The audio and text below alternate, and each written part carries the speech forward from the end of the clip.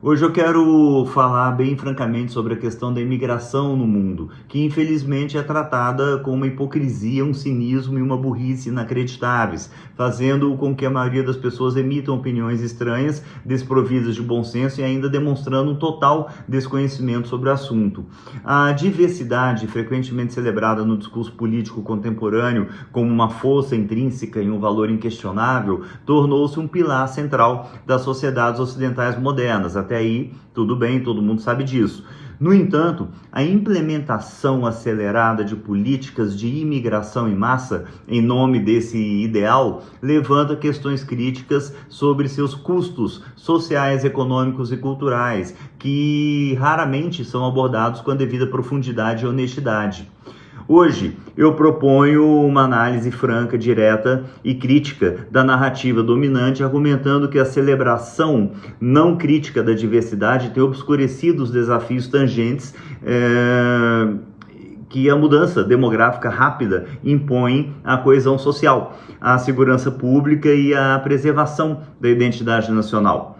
O principal ponto de fricção é a disparidade entre a retórica política e a experiência vivida pelas comunidades. Enquanto a diversidade é vendida como um mosaico harmonioso de culturas, todo mundo lindo, a realidade, principalmente em áreas urbanas, revela um aumento da fragmentação social e da desconfiança interpessoal. A introdução de grupos populacionais com valores, costumes e sistemas de crenças divergentes, sem um processo de integração robusto e recíproco, pode levar ao enfraquecimento dos laços comunitários que historicamente sustentaram a sociedade. A consequência disso é a erosão dos valores e normas sociais compartilhadas, manifestada na formação de comunidades paralelas e guetos étnicos, onde a comunicação e a empatia entre os grupos se deterioram.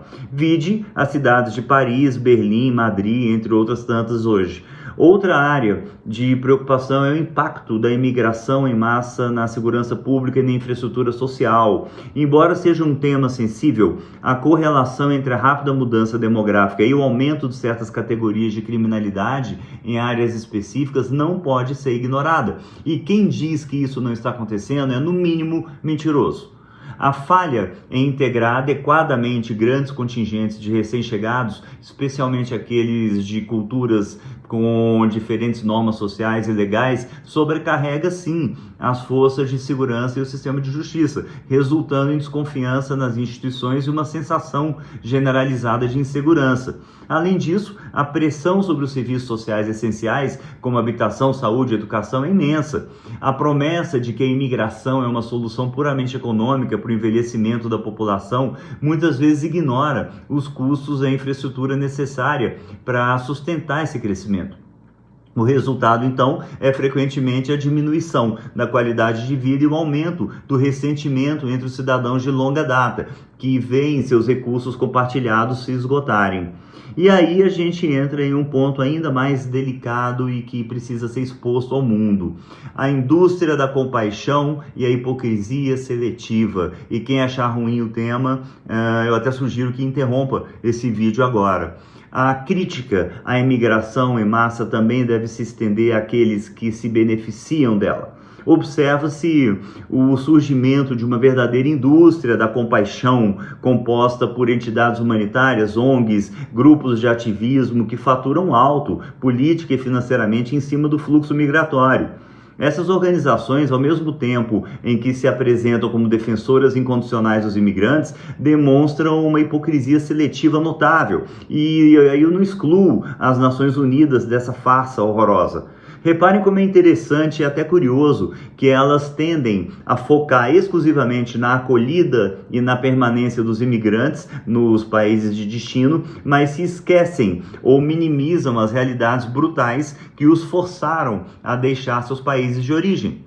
Ao não confrontarem as causas raiz da migração, sejam elas guerras, regimes opressores, colapso econômico, violência endêmica, essas entidades perpetuam um ciclo vicioso. Elas transformam a tragédia humana em uma fonte contínua de financiamento e capital político, desviando o foco da responsabilidade internacional de estabilizar as regiões de origem e garantindo, inadvertidamente ou não, a continuidade do fluxo migratório que sustenta sua própria existência.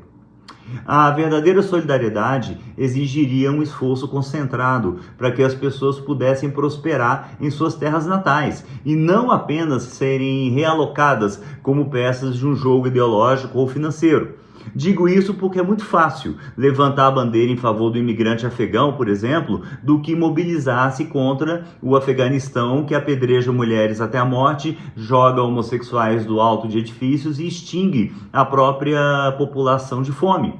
Disso ninguém fala. Cadê a ONU lá no Afeganistão? Cadê as feministas? Cadê as ONGs? Talvez o aspecto mais profundo e menos discutido seja o desafio à identidade nacional. A cultura de um país não é um mero conjunto de hábitos superficiais, é a memória coletiva e o quadro de referência que define um povo.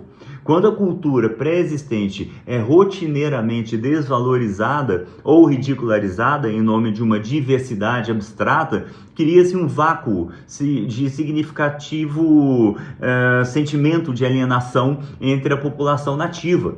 Isso, gente, é um barril de pólvora e quase ninguém está levando a sério, fica o aviso.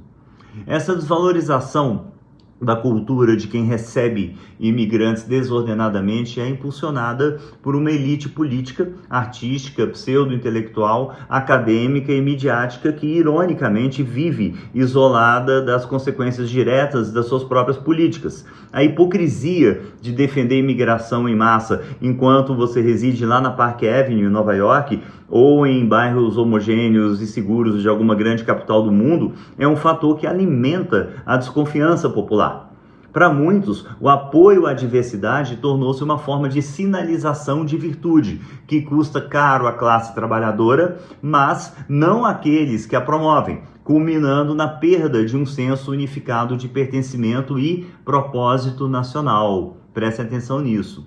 Concluindo, então, é imperativo que o debate sobre a diversidade e a imigração transcenda a polarização simplista e reconheça a complexidade da questão.